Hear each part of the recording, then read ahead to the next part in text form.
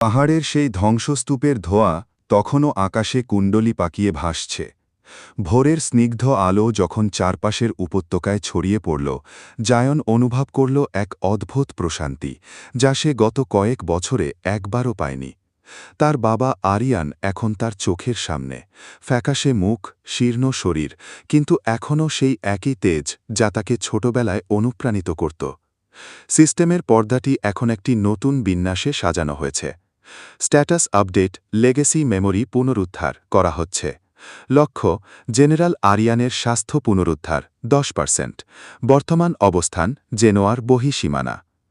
আমাদের এখানে বেশিক্ষণ থাকা নিরাপদ হবে না, কাই তার বাঁশিটা পরিষ্কার করতে করতে বলল। তার চোখ দুটো বারবার দিগন্তের দিকে যাচ্ছে। রাজার স্কাউটরা নিশ্চয়ই এই বিস্ফোরণের আওয়াজ শুনেছে। তারা ড্র্যাগন রাইডারদের পাঠাতে খুব বেশি দেরি করবে না। মীরা তার ধনুকের ছিলা পরীক্ষা করে দেখল। আমরা কোথায় যাব? জেনোয়ার প্রতিটি শহর এখন রাজার নিয়ন্ত্রণে। আমাদের মতো দলবল নিয়ে লুকানো সহজ হবে না। জায়ন আরিয়ানের মাথাটা নিজের কোলে তুলে নিল। আরিয়ান তখন খুব ধীরে ধীরে কথা বলার চেষ্টা করছিলেন। জায়ন, এখান থেকে দক্ষিণ পশ্চিমে যাও, কুয়াশার অরণ্য, মিস্ট ফরেস্ট। সেখানে আমার পুরনো এক মিত্রের আস্তানা আছে, কেবল সেখানেই আমি সেরে উঠতে পারব। কুয়াশার কথা শুনে কাইয়ের মুখ একটু গম্ভীর হয়ে গেল। সেখানে যাওয়া মানে হল ডেথ মাস পার হওয়া, কিন্তু আমাদের কাছে এখন অন্য কোনো উপায় নেই। জায়ন তার বাবাকে পাহাড় দেওয়ার জন্য উঠে দাঁড়াল। সে অনুভব করল তার লেভেল 8-এ পৌঁছানোর কারণে শরীরের শক্তি অনেক বেশি সংহত হয়েছে। সে তার সিস্টেমের দিকে একবার তাকাল। নতুন ফিচার আনলক, সিস্টেম ম্যাপ বিস্তারিত। কুয়াশার অরণ্যের দূরত্ব 15 মাইল। হঠাৎ বাতাসের শব্দ বদলে গেল। অনেক দূর থেকে এক ধরনের ডানার ছটপটানি শোনা যাচ্ছে। জায়নের আই অফ ট্রুথ সক্রিয় হল স্বয়ংক্রিয়ভাবে।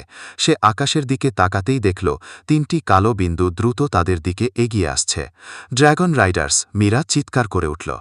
3টি বিশালাকার ওয়াইভান ড্র্যাগন পাহাড়ের ওপর দিয়ে উড়ে আসছে। তাদের পিঠে বসে আছে জেনোয়া রাজকীয় বাহিনীর দক্ষ যোদ্ধারা। তাদের প্রত্যেকের হাতে জ্বলন্ত বর্শা। তোমরা বাবাকে নিয়ে পাহাড়ের ওই গুহার আড়ালে যাও, আমি ওদের আটকে দিচ্ছি। জায়ন বীর দর্পে সামনে এগিয়ে গেল। পাগলামি করো না জায়ন, ওরা 3 জন আর তুমি একা, মীরা নিষেধ করতে চাইল। কিন্তু জায়ন এখন আর আগের জায়ন নেই। সে তার ইথার গার্ড সক্রিয় করল। নীল রঙের ঢালটি এখন আগের চেয়ে অনেক বড়, এবং এটি থেকে বিদ্যুতের স্ফুলিঙ্গ বের হচ্ছে। সে তার সিস্টেমকে নির্দেশ দিল, মোট aerial combat preparation, energy distribution 80% পায়ে, 20% ঢালে। প্রথম ড্রাগনটি যখন নিচ দিয়ে উড়ে যাচ্ছিল, জায়ন ইথার ল্যাব ব্যবহার করে এক লাফে প্রায় 30 ফুট ওপরে উঠে গেল। সে সরাসরি ড্র্যাগনটির পিঠে থাকা যোদ্ধার ওপর আঘাত করল। যোদ্ধাকে ড্র্যাগনের পিঠ থেকে ধাক্কা দিয়ে ফেলে দিয়ে সে নিজেই ড্র্যাগনটির লাগাম ধরে ফেলল। সিস্টেমের দ্রুত মেসেজ, সতর্কবার্তা, আপনি একটি ড্র্যাগন হাইজ্যাক করেছেন। ড্র্যাগন কন্ট্রোল স্ট্যাটাস অনিয়মিত। নিচে দাঁড়িয়ে কাই আর মীরা হতবাক হয়ে দেখছে।